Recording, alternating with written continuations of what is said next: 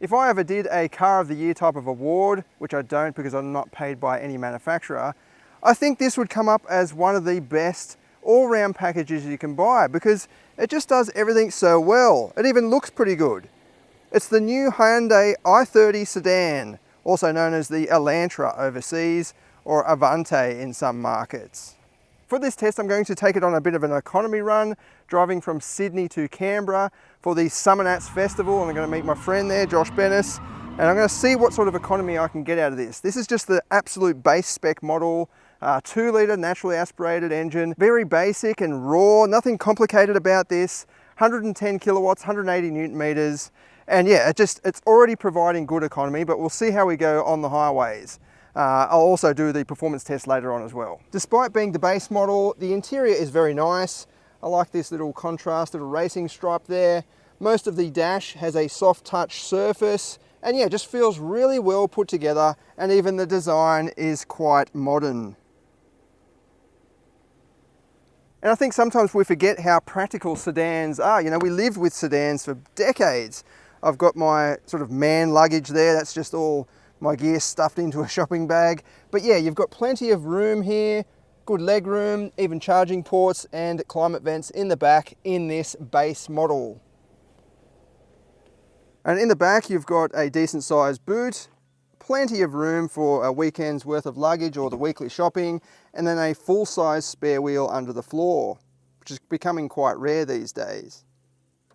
We'll hit the road now, and I'll put the camera on my head and jump to various points of the journey, and we'll just keep an eye on that economy. In my opinion, there are only two main flaws with this vehicle. Or they're not even flaws, they're just little annoyances that I have. The first is that it only comes with a CVT transmission. There's no manual and there's no 6 or 8 speed auto. I just find CVTs pretty boring and bland. In a vehicle like this though, that's just an A to B style of car, it can probably get away with it and it's not as much of an issue. On the highway, you certainly don't even know that it is a CVT. So that's pretty much cancelled off there right then. The second is that it comes with a very over-the-top speed detection warning system. I've got it turned off at the moment, but basically every time you start the car, you have to go down into the instrument cluster here and turn it off. Because if you leave it on, well, not leave it on, but if you restart the car, it'll come back on. So every time you start the car, you have to go in there. If you want to turn it off, you have to go in there every time and reset it. But the problem is that it'll pick up the speed incorrectly a lot of the time. So right now it's saying there is no speed limit here. Obviously I'm on a public road, but there is no speed limit apparently. So it's a bit wrong, and then it will start to give you all these warnings and things when it doesn't need to. For example, if you're in a car park or something like that, it'll say 5 km/h limit when it might be a 15 or 20 km/h limit car park. So then it's just going off, buzzing at you, really, really annoying. Other than that though, this is a very nice vehicle. For $29,000 starting price before on-road costs, you get everything. You've got air conditioning, you've got a digital instrument cluster. The touchscreen is a little bit small by today's standards, but it still looks quite nice. You've also got Apple CarPlay and Android Auto. A lot of functionality there. You don't really need anything more. It's even got a reverse camera as standard. It's not surround view, but I wouldn't expect that on an absolute standard model. And yeah, a lot of the trim, little speaker grills and things, it all looks very, very nice. So let's hit the road. I'm going to reset the trip computer right now, but it's averaging 5.8 litres per 100 kilometres. And I've done 129 kilometers, so I'll just reset that by holding down the OK button on the steering wheel, and we'll set off, and I'll come back on when we're on the highway somewhere. Just clicking over 100 kilometers now, or 99, and it's averaging 5 litres per 100 kilometers. How good is that? Hyundai has just announced a hybrid version of this, which is going to be even better, but 5 litres in the real world, I mean, this is 100% highway driving. But still, I think that's awesome economy. I've got the cruise control set the whole time, which isn't the most efficient way of driving because it's not aware of hills and things, so it kind of gets to the bottom of the hill and then accelerates. Whereas if you do it yourself, you might, pick up a bit of speed and roll up the hill and gently ease off as you're going up the hill. So cruise control isn't the most efficient way of doing it. I reckon that it's going to drop even further as we continue on. We're about the halfway point. We've got a couple of speed cameras there, look at that, dirty dogs. But we should get there in about an hour from now.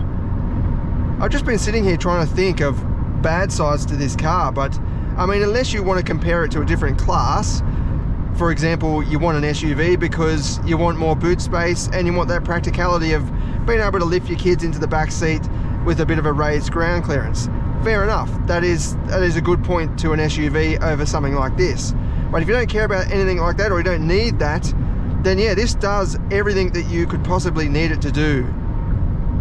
It even handles very, very well. This is based on Hyundai Kia's K3 platform. It's starting to get a little bit older now. It's not brand new, but yeah, independent rear suspension, great steering. It definitely offers more than what you expect it to produce. You know, like this is not intending to be a sports car at all. Yet you can have some proper fun on a nice winding mountain road. The ride is really good as well. This road isn't the best because it's a concrete road. It's got a lot of connections in it, but it's absorbing the bumps with good comfort. It is pretty low. That's one thing you sort of notice, especially if you've just jumped out of an SUV, but it doesn't seem to impact the suspension travel, the breadth of travel that it's got, because yeah, it's just absorbing these bumps with no problem at all. It does come with lane keep assist, but you can turn it off just by holding down the button on the steering wheel there. If you leave it on, it actually provides constant adjustment. So that's steering itself completely. It's not just bouncing in between the lines, it's making fine adjustments along the way. But if you turn the lane keep assist on, that's when it will just bring you back into line if it feels that you're going off center. Whereas yeah, if you hit the steering wheel button there, it'll give you active steering, although it will time out eventually and it will say grab the wheel again.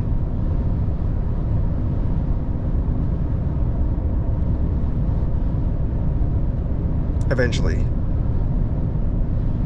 Yeah, keep hands on steering wheel.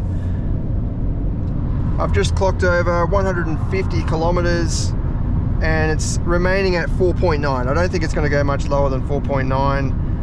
Not at this sort of speed anyway. Maybe if you drop down to 80 or 90, it might drop even lower, but still 4.9 in the real world on a highway, I think is awesome fuel economy. Another good thing about the i30 sedan is that it has great visibility. Like the dash is very low, so you can see out really, really easily, including over that corner, over that side. There's no real blind spots or major blind spots. I can see over that mirror, there's a little bit of a gap in between the pillar and the mirror too. Yeah, it's a great all-round package, as I said. I don't, if you're just after a standard car, you don't really care about cars and driving and all that kind of thing all that much. You just want something that's reliable, practical, well made. Yeah, I think this is one of the first ones you should look at and keep this as your benchmark. If you can find anything better than this, go for it. But for $29,000 retail price, I don't think there's much better in terms of this style of vehicle.